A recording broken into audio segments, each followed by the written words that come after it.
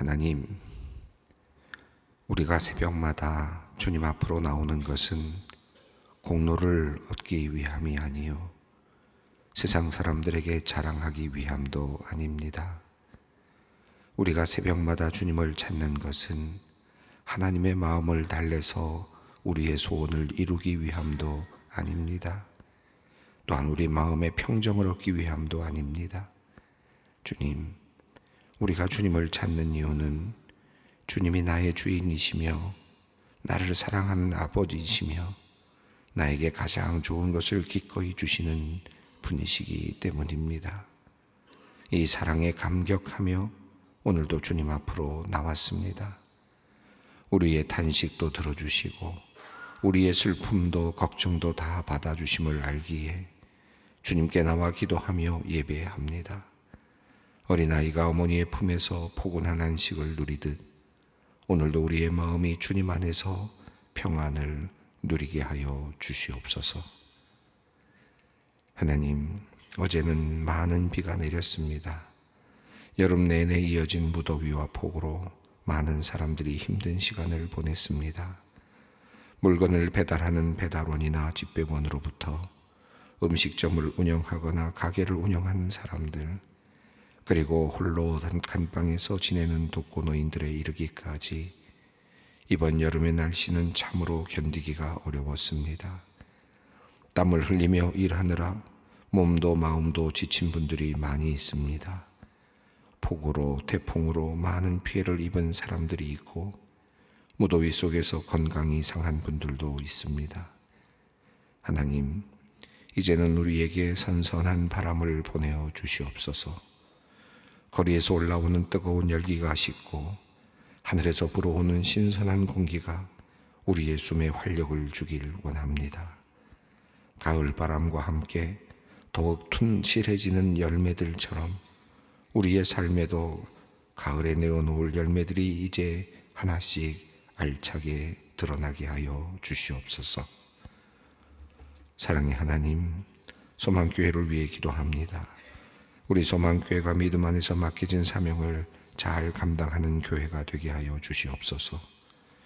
코로나 시기에도 하나님께서 주신 지혜로 세상의 등불 역할을 잘 감당하게 하셨는데 이제 새롭게 펼쳐지는 코로나 이후 시기를 또한 잘 대처하며 세상에서 빛과 소금의 역할을 감당할 수 있도록 은혜를 내려 주시옵소서.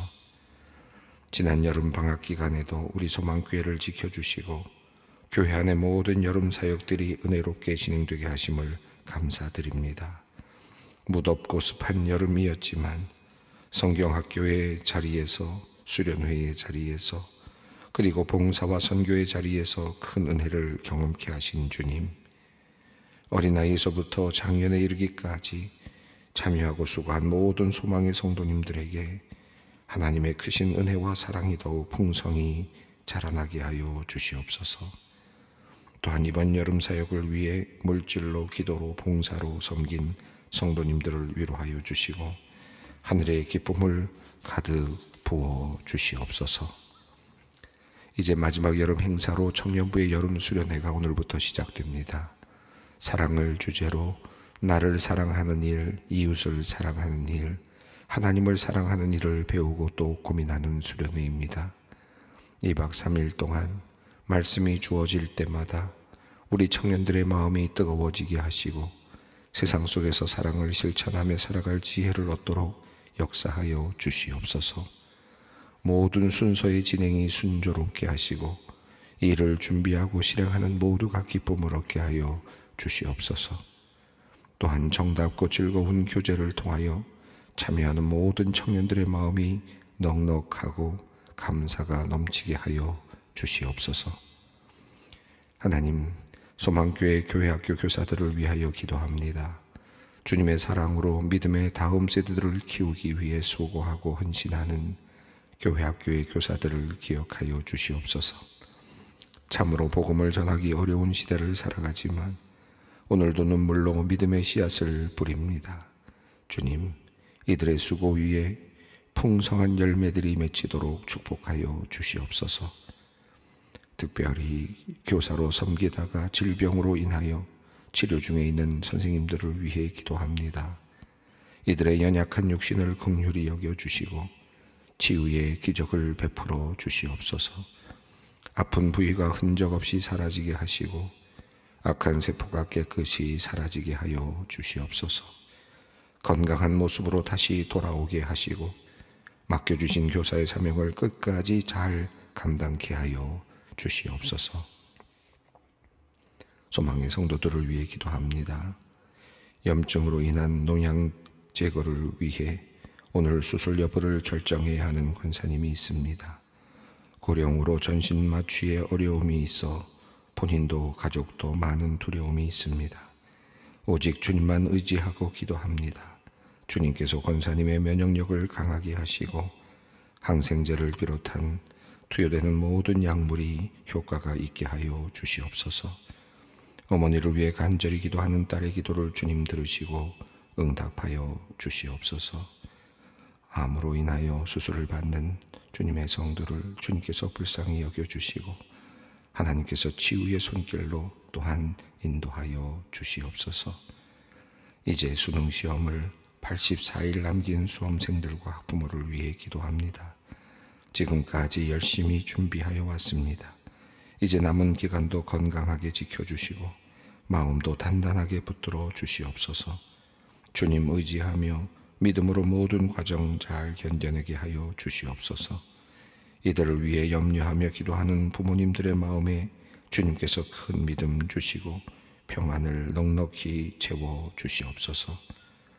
이제 말씀의 자리로 나아갑니다. 오늘도 역대기 말씀을 통해 주시는 하나님의 음성을 듣고자 우리의 마음과 귀를 엽니다. 주님의 말씀이 나의 모든 존재를 바꾸는 신비롭고 놀라운 복된 시간 되게 하여 주시옵소서. 예수님의 이름으로 기도드립니다. 아멘.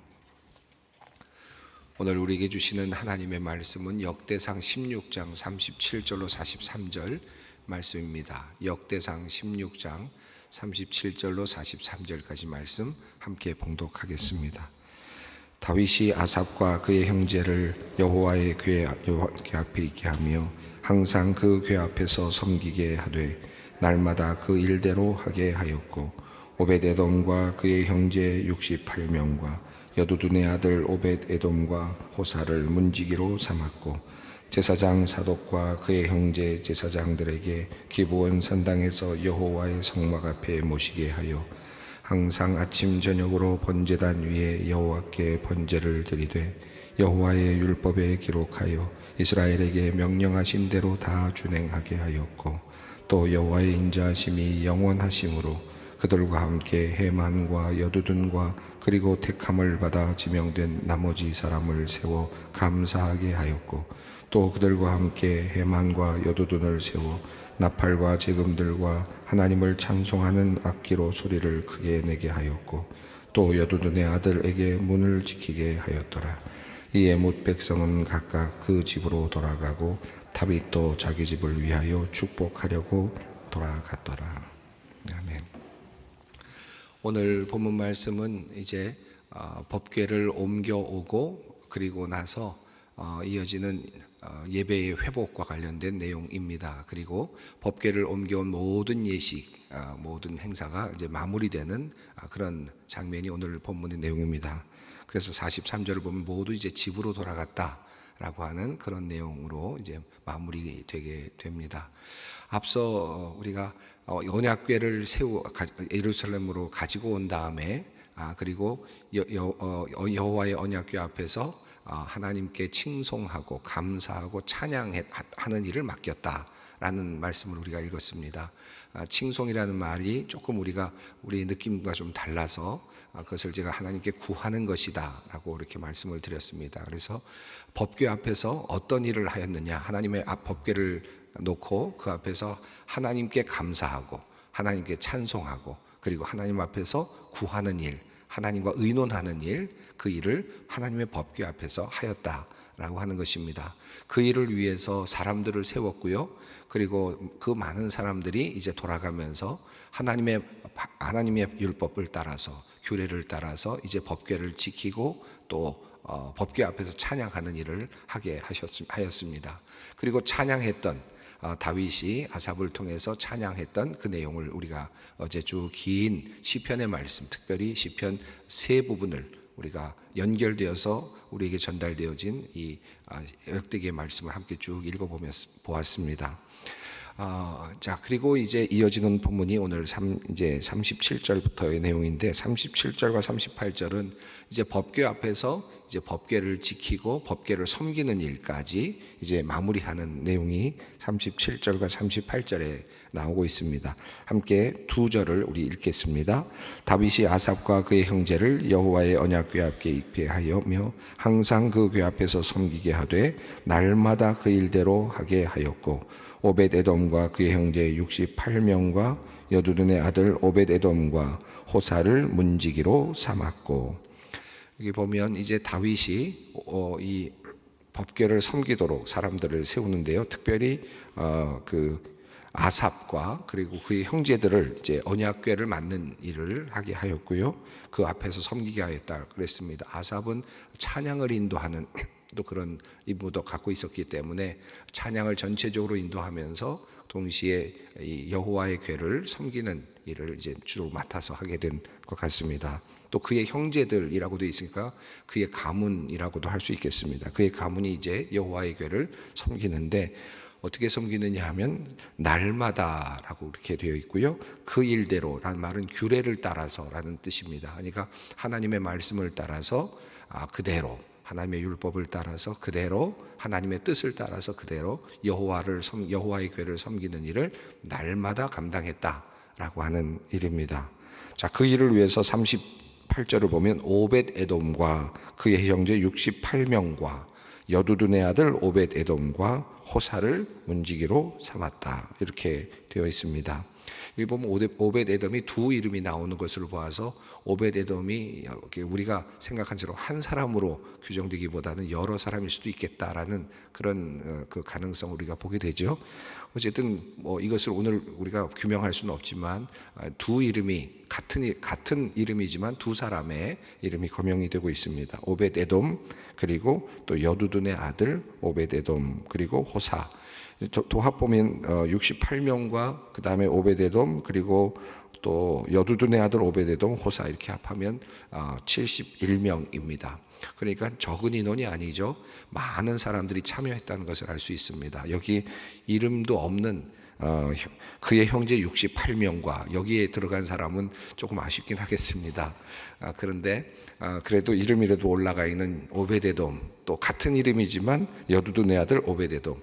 이게 제가 이름을 이렇게 쭉 보다가 이런 생각을 했습니다. 이름이 두 개다. 똑같은 이름을 쓰는데 다른 사람이다. 여러분, 우리가 역사에 남길 때 오벳에돔 그러면 지금도 우리가 혼란스럽지 않습니까? 그런데 하나님 앞에서는 이 사람 두 사람 완전히 다른 사람이죠. 같은 이름이어도 분간은 잘 안 돼도 우리가 뒤에 사는 사람들에게는, 먼 훗날 살아가는 사람들에게는 그 사람이 어떤 사람인지 알 수 없지만 어쨌든 같은 이름이지만 두 사람이었고요. 또한 그 속에 숨겨져 있는 68명은 또 어떤 사람인가, 그런 생각도 해보게 됩니다. 그러니까 숨겨져 있는 수많은 사람들이 있었다라는 것이고, 이 숨겨진 수많은 사람들이 서로 돌아가면서 매일같이 하나님을 섬겨서 하나님의 궤 앞에서 하나님께 구하고 감사하고 찬송하는 일을 했다라고 하는 사실을 말씀하고 있습니다. 우리 소망교회도 매일 한 시간도 빠짐이 없이 우리 기도실에서 기도하시는 권사님들이 계시지 않습니까? 매일같이 기도를 하시고 한 시간도 빠짐없이 교대로 기도를 하시는데, 물론 그분들의 이름이 쭉 있습니다. 그리고 또 올라가셔서 기도를 하시는데 얼마나 많은 권사님들이 기도하시는지 모릅니다. 그 기도를 통해서 한국교회, 또 우리 소망교회가 든든히 서가고 있다, 그렇게 믿습니다. 여기도 보면 이름 없이 이렇게 법궤를 섬기는 수많은 사람들을 볼 수가 있습니다. 자, 이제 이렇게 법궤를 놓고 하나님께 구하고 법궤 앞에서 하나님께 감사하고 하나님께 찬양하는 일을 맡겼고, 그것을 아삽과 그의 형제들, 그리고 그 외에 오베데돔과 또 여두둔의 아들 오베데돔, 또 형제들, 이런 사람들에게 이제 법궤를 감당할 수 있도록 섬기도록 맡겼습니다. 자, 그리고 나서 39절부터는 좀 다른 이야기가 나오는데 같은 맥락 같지만 조금 다른 이야기를 하고 있습니다. 이것은 기브온 산당이라고 하는 내용이 갑자기 나옵니다. 39절을 한번 읽겠습니다. 제사장 사독과 그의 형제 제사장들에게 기브온 산당에서 여호와의 성막 앞에 모시게 하여. 이 기브온이라고 하는 것은 예루살렘으로부터 한 30리쯤 북쪽으로 떨어져 있는 도시입니다. 그러니까 예루살렘과는 같은 장소는 아닙니다. 근데 이 기브온 산당은 이미 오래전부터 있었던 산당이고, 그리고 솔로몬 시대, 그러니까 다윗 시대 이후부터 솔로몬 이렇게 이어지는 이 과정에서 솔로몬의 성전이 만들어지기 전까지 기브온에 산당이 있었고, 그 산당에서 하나님께 예배하는 일이 있었다라는 것을 우리가 성경을 통해서 확인할 수가 있는데요. 특별히 열왕기상 3장 이후를 보면 솔로몬이 하나님 앞에서 1,000번제를 드리는 내용이 나오죠. 그리고 하나님께서 내가 너에게 무엇을 줄까라고 물으실 때 지혜를 달라라고 이렇게 요청하는 그런 장면이 나오지 않습니까? 근데 그 이야기의 배경이 어디냐 하면 기브온 산당입니다. 그러니까 솔로몬의 성전이 만들어지기 전이잖아요. 그러니까 솔로몬이 어디서 그렇게 제사를 드리고 솔로몬이 어떻게 하나님을 만났느냐 하면 기브온 산당에서 만났습니다. 그러니까 이 기브온 산당은 하나님께 제사를 드리는 그런 역할을 했던 곳입니다.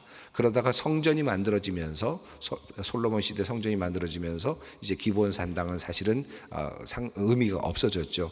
예루살렘 중심으로 성전으로 완전히 이제 하나가 되지만, 나중에 이 기브온 산당 엘리 시대 이후에 이제 법궤와 기브온 산당에서 함께 있다가 법궤가 그만 뺏기고 기브온 산당은 또 그대로 그냥 남겨져 있는, 그와 같은 또 다른 예배처로 남겨져 있는 그런 상황이 됩니다. 자, 그 흔적들이 이제 남았던 것들인데, 이제 지금 법궤는 가져오지 않았습니까? 법궤를 가져왔는데 그 다음에는 기브온 산당이 이제 또 신경이 쓰인 겁니다. 그래서 기브온 산당을 돌볼 수 있는 사람들을 파견을 했는데 제사장 사독과 그의 형제들을 보냈다는 것입니다. 그리고 그곳에서 여호와의 성막 앞에서 성막을 잘 지킬 수 있도록 하였다. 그러니까 예루살렘에는 법궤가 있고, 그리고 지금 기브온에는 지금 성막이 있는 겁니다. 그리고 이곳에서 제사를 드리는 거죠. 법궤 앞에서는 지금 제사가 드려지지 않고 있고, 지금 이제 산당에서 제사가 드려지는 것입니다. 그래서 39절, 40절을 이제 보시면 제사를 드리는 내용이 나옵니다. 한번 읽겠습니다. 항상 아침 저녁으로 번제단 위에 여호와께 번제를 드리어 여호와의 율법에 기록하여 이스라엘에게 명령하신 대로 다 준행하게 하였고. 자, 그래서 기브온 산당을 다시 재건한 거예요. 그리고 나서 그곳에서 하나님께 드리는 제사가 다시 살아나게 하는 것을 볼 수 있습니다. 자, 이런 일들이 지금 다윗이 시작을 했다는 것입니다. 그러니까 이건 이제 앞으로 거슬러 올라간 거지 않습니까? 그래서 다윗 때부터 기브온 산당을 이제 재건을 하고 완전히 다시 정비를 하고 그곳에서 번제를 드리는 겁니다. 일단 성전이 만들어지기 전까지 성전의 역할을 이제 감당하는 것이 기브온 산당이 되겠습니다. 그곳에 번제를 드리는 그런 내용입니다. 자, 그리고는 그것도 맡아야 될 사람들이 있었을 텐데요. 40절, 42절을 읽겠습니다. 41절과 42절 읽겠습니다. 또 여호와의 인자하심이 영원하심으로 그들과 함께 헤만과 여두둔과 그리고 택함을 받아 지명된 나머지 사람을 세워 감사하게 하였고, 또 그들과 함께 헤만과 여두둔을 세워 나팔과 제금들과 하나님을 찬송하는 악기로 소리를 크게 내게 하였고, 또 여두둔의 아들에게 문을 지키게 하였더라. 자, 기브온 산당에서 예배를 드리는 장소로 이제 세우고 그곳에서 하나님께 번제를 드렸을 뿐만 아니라 이제 그것을 맡을 사람들을 헤만과 여두둔이라고 이렇게 표현했고, 또 지명받은 다른 사람들, 여기도 많은 사람들이 함께 했을 것입니다. 그들을 보내서 이제 기브온 산당을 잘 관리하도록 하였습니다. 또 그곳에서도 문을 지키는 사람을 두었다 라는 것입니다. 앞서 역대상 5장 17절 앞부분에서 헤만과 아삽과 에단을 세웠다라고 표현을 했는데요. 헤만은 지금 아삽은 앞서 지금 그 37절에서 괴를 섬기는 자리에 있게 되고, 그리고 지금 41절에서 헤만과 여두둔이라고 되어 있는 두 사람이 이제 기브온의 장막, 기브온에 있는 산당을 이제 맡는, 서로 나누어서 맡는. 그래서 아삽은 법궤를 맡고, 그리고 헤만과 여두둔은 지금 산당을 맡는 이런 형식으로 나누어져 있음을 볼 수 있습니다. 또 각자 자신들이 맡아야 될 역할들이 있었다는 사실을 알 수 있습니다. 이 본문을 쭉 읽으면서 이런 생각을 해봅니다. 법궤를 가지고 와야 되겠다라고 생각을 했어요, 다윗이. 물론 처음에는 정치적인 어떤 이유도 있었을 것 같은데, 그러나 또 안에는 신앙적으로 하나님 중심으로 살아야 되겠다라고 하는 그런 생각을 한 겁니다. 앞서도 우리가 말씀드렸습니다만 하나님 중심으로 살고 또 여호와 앞에서 물어야 되겠다라고 그렇게 이야기를 했지만, 정작 이야기 흐름을 쭉 가다 보니까 이 블레셋과의 싸움에서 보면 법궤 없이도 하나님 앞에서 다윗은 물을 수 있었고, 하나님께서는 응답하셨고, 또 법궤 없이도 하나님께서는 역사하셨고 다윗을 보호해 주셨고 승리하게 해 주셨지 않습니까? 사실은 법궤라고 하는 것이 있느냐 없느냐라고 하는 것보다 중요한 것은 하나님의 임재, 하나님의 역사하심이죠. 하나님이 나의 주님이 되시느냐 하는 것이 중요했습니다. 법궤가 없기 때문에 하나님 앞에 물을 수 없었던 것도 아니고, 또 법궤가 있었기 때문에 모든 승리를 할 수 있었던 것도 사실은 아닙니다. 블레셋과의 전투에서 오늘 이 역대기의 본문에 따르면 이 법궤가 없었지만 승리했지 않습니까? 그런 것을 보면 하나님의 도우심은 법궤와 상관없이, 하나님은 어디에 매이시는 분은 분명히 아니시죠. 그리고 법궤와 관련해서 우리가 늘 느끼게 되는 것은 법궤에 하나님은 절대로 매이지 않으신다 는 것이잖아요. 그러나 또 한편으로는 하나님의 법궤는 절대로 또 그렇다고 하나님이 떠나셨다, 거긴 정말 하나님이 없다, 그것도 아닙니다. 하나님의 임재가 또 나타나거든요. 떠나신 것 같았는데 오벳에돔의 집에서 하나님께서 그 법궤를 통해서 오벳에돔의 집을 축복을 하시지 않습니까? 그러니까 하나님은 법궤에 매이지 아니하시는 분이시지만 동시에 법궤를 통하여 또 역사하시는 분이셨습니다. 이것이 참 신비한 하나님의 모습이라고 할 수 있겠습니다. 다윗도 마찬가지인데요. 다윗이 법궤를 가지고 와야 되겠다라고 하는 것은 굉장히 상징적인 의미가 있었을 거예요. 그리고 또 하나는 마음의 다짐이라고 할 수 있겠습니다. 하나님 앞에서 다윗이 늘 묻고 기도했지만 법궤를 가져다 놓음으로써 내가 보다 더 진실되게 하나님 앞에 묻고, 그리고 하나님 앞에서 찬송하며 감사하며 예배하는 자로 살겠다라고 하는 결단을 했다고 할 수 있겠습니다. 그 결단의 모습이 다윗이 이 법궤를 모시고 오면서 춤을 추는 장면에서 나타나지 않습니까? 하나님 앞에서 춤추는 장면, 진정한 예배자로 살겠다라고 하는 그런 모습을 우리가 볼 수 있었습니다. 둘로 나눴습니다. 하나는 법궤가 오면서 법궤를 가지고 왔는데, 법궤를 가지고 오는 아주 작은 일입니다. 어찌 보면 그 하나의 행동입니다. 그런데 그것과 더불어서 지금 기브온 산당도 다시 재건이 되고 기브온 산당이 이제 만들어지게 되는 것이죠. 그래서 한쪽에서는 번제를 드리는 일을 하고 한쪽에서 하나님께 구하는 일을 하는데, 물론 나눠지지만 나중에 이 두 가지가 합해지면서 성전을 이제 이루게 될 것입니다. 법궤를 가져오는 일은 그저 형식적인 일일 수도 있었지만, 법궤를 가져오는 그 형식적인 일을 통해서 지금 예배가 살아나고 있는 모습을 우리가 발견할 수 있습니다. 법궤를 가져오면서 그 전까지 그냥 노래 부르던 사람, 노래에 재능이 있는 사람, 이런 사람들이었는데, 그런 사람들이 이제 동원이 되게 되고, 나팔 부는 사람이 동원되고, 비파와 수금을 치는 사람들이 동원되고, 그리고 동원되는 것이 아니라 자발적으로 그 안에서 함께하면서 날마다 주님을 섬기는 예배가 일어나기 시작합니다. 한 곳에서만 일어난 게 아니라 법궤 앞에서도 예배가 일어나고, 그리고 또 한편으로 지금 기브온 산당에서도 예배가 일어나고 하는 모습을 볼 수 있습니다. 법궤라고 하는 것은 그저 형식적인 하나의 일이지만, 그것을 통해서 예배자가 만들어졌고요, 예배가 이제 생겨나고, 그 영적인 예배, 하나님께 드리는 예배의 자리가 이제 더 강력하게 이렇게 불꽃을 일으키면서 일어나는 모습을 보게 됩니다. 우리가 예배를 드리는 것도 그런 것 같아요. 우리가 형식적으로 법궤를 가져온다라는 것을 우리가 어떻게 해석할까 생각을 해보는데, 우리가 형식적으로 예배당에 나오는 것도 그것 중에 하나일 수도 있겠습니다.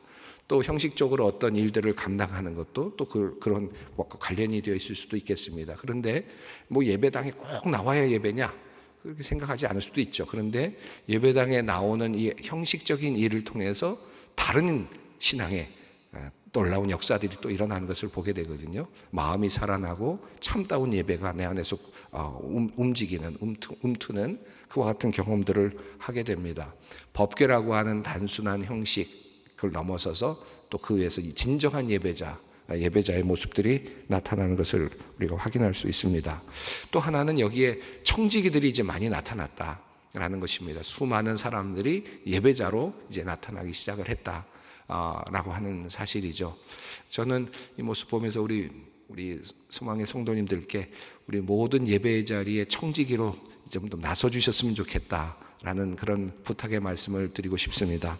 여기 읽으면서 누구는 나팔을 불었다, 누구는 비파와 수금을 쳤다, 또 어떤 사람은 문을 지켰다. 한 명도 아니고 수십 명, 이게 많은 사람들이 문 지킨 일도 했고 이런 일들을 했다라는 말씀이 우리에게 어떤 도전이 될까요? 그냥 뭐 좋은 훌륭한 일들을 했구나, 많은 사람들이 동원됐구나라고 생각할 수 있지만, 한편으로 이 새벽에 우리가 이 말씀을 읽으면서 하나님께서 그럼 나한테 뭘 하라고 하시나? 하나님께서는 이 하나님의 법궤를 지키는 일, 이것이 나에겐 무엇일까? 신앙적으로 내가 지금 해야 할 일이 숨겨져 지금 어딘가 그냥 내팽개져 있던 어떤 것일 수도 있는데, 내가 신앙을 지키는 일 중에서 내가 어떤 일을 해야 되는가, 그런 하나의 소명이라 그럴까요? 부르심으로 이 말씀을 받으시면 어떨까 하는 생각이 듭니다. 나는 하나님의 이 예배를 위해서 어떤 도움을 드리고 그 예배에 어떻게 참여할까? 그것도 한쪽은 기브온 산당에서, 한쪽은 여호와의 궤를 섬기는 일. 하나를 다 맡을 수는 없습니다. 내가 두 개 다 하겠다. 아삽과 그리고 헤만이 서로 싸우지도 않았어요. 아삽은 아삽대로, 또 사독은 사독대로. 아마도 이 사독이 지금 기브온 산당을 맡은 걸로 봐서 아비아달 제사장은 아마도 여호와의 법궤 앞에 있었을 가능성이 높습니다. 자, 그렇다면 서로 나눠 맡아서 자기가 할 수 있는 일들을 감당했다라고 그렇게 할 수 있겠습니다.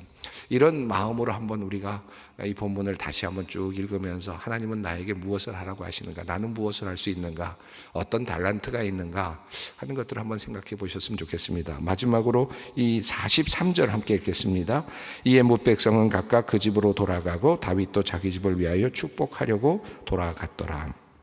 여기 흥미로운 표현이 나오는데, 43절에 각각 집으로 돌아갔다, 다윗도 집으로 돌아갔다, 이렇게 하면 될 것 같은데, 여기 표현이 축복하려고 돌아갔다 라는 표현이 나왔습니다. 여기 히브리어로 바라크라고 하는 단어가 그대로 또 분명히 있습니다. 축복이라는 단어가 원어에도 있어요.